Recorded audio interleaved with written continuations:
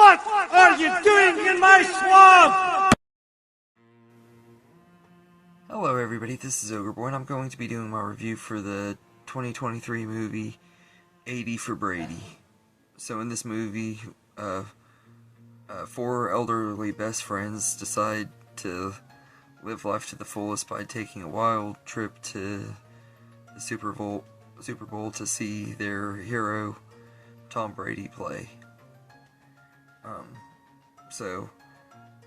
I was quite surprised by this movie. I'm not an 80-year-old woman or really a football fan, so I went in here not really expecting a lot out of it. I kind of figured it was just going to be one of those movies I thought was an okay time and everything. The main reason I was really drawn to it is I'm a big fan of Sally Field. I like all of the actresses in this movie. I've enjoyed all of them and other stuff, but Sally Field is really the main one that I really watched a lot of as a kid and stuff. My grandma was a big fan of her, and I watched a lot of her stuff with her and everything, so I kind of always just really had been a big fan of her, and this was the first thing I had seen that she had been in a while and everything, so I thought it'd be cool to watch it, and plus getting to see all these legends together, I knew it was going to be fun, and it was. It was exactly what I expected it to be. Nothing super special. It's not anything that's like gonna win Oscars or really showcase these ladies' talents, but you can tell that they're having a blast together, and you can tell they love working together, and their chemistry is just absolutely great and everything. And they're all just really charming and lovable actresses, and they really have great screen presence and stuff, and can't help but love the characters and stuff. I really liked Lily Tomlin's character quite a bit in this movie, but Sally Field was great in here. She stole the show at times and stuff. I love the part where she's eating the peppers and stuff, and like it doesn't faze her at all and everything. She's like me. She could eat the hottest pepper in the world and it probably wouldn't faze me either, just like it doesn't her in this movie. And everything, and then she loses the tickets, and they get in all this mishap and everything just to find out that they couldn't have the tickets anyway. And this movie is loosely based on a true story. It's based on I guess an article or something about some 80-year-old fans of Tom Brady that tried to go to the Super Bowl and they didn't get in or whatever and everything, so they decided to make a Hollywood movie about it and everything. So they take tons and tons of liberties. It's just mostly based on a concept of these ladies and stuff. It doesn't really follow what actually happens in their life or anything like that, but it's still a fun time, and it has a lot of heart and everything and tons of humor. It's a pretty funny movie and everything. And there's this recurring joke of Sally Field's character has this fanny pack, which is how she loses the tickets and everything, because she puts them in this fanny pack and loses it. But she has this thing where she calls it a strap-on instead of a fanny pack,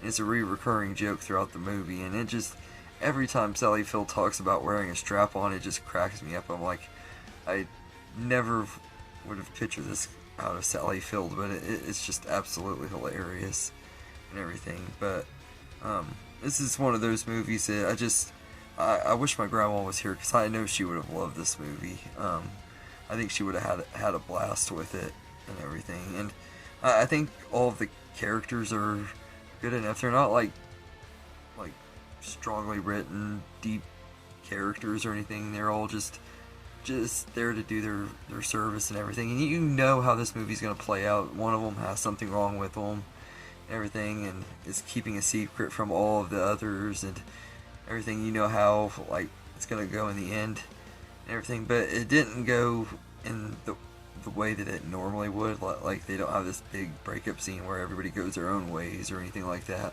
Instead, they have more of a mature, realistic approach to it and everything. And I thought it was really well done, very very well written, and like I said, the way the cast works together and the characters are written and stuff, you believe these are a really good group of friends that have known each other for a really long time. So, and that's really what holds the movie together. It doesn't have the strongest story or the best laughs or anything. It's not even one of the best movies of the year for me, but it's a good time, and I could handle watching it every once in a while. It's only an hour and a half, so I mean, it doesn't really overstay its welcome. It gets straight to the point and everything, and just has fun along the way. And if you enjoy movies like this and everything, you probably enjoy it and stuff. Like I said, most people that probably watch my channel aren't the target demographic for this movie, just like I'm not really either, but I enjoyed this movie and everything. I enjoy movies with older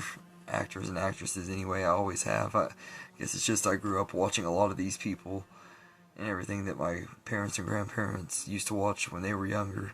So I kind of have a fondness for them and everything. But this movie is fun and everything. And it's not one of the best movies ever or anything groundbreaking, but it's a good time. And it's definitely worth watching every now and then. So as someone who's not really a fan of sports movies or sports in general and stuff, but I still say it's worth checking out and everything, even if you're not a fan of sports and stuff. If you like watching just movies about friends and stuff, that it's kind of in the vein of like Sisterhood of the Traveling Pants, except with old ladies, and they're actually together through the whole thing instead of being apart for the summer and stuff. But like that's what it reminded me of, like the bond and everything that between all the characters, and you could tell the actresses are fond of each other, like in those Sisterhood of the Traveling Pants movies. That's the best example of how I could give this movie. But yeah, so all in all, I really enjoyed 80 for Brady and everything. It was way more enjoyable than I expected and everything. I had a lot more fun with it than I thought I would. So I'd say I'd give it a 7 out of 10. Not anything groundbreaking or anything, but it's a good enough time. So anyway, let me know in the comments what you think of 80 for Brady, and I hope you enjoyed this video, and have a good day, everybody.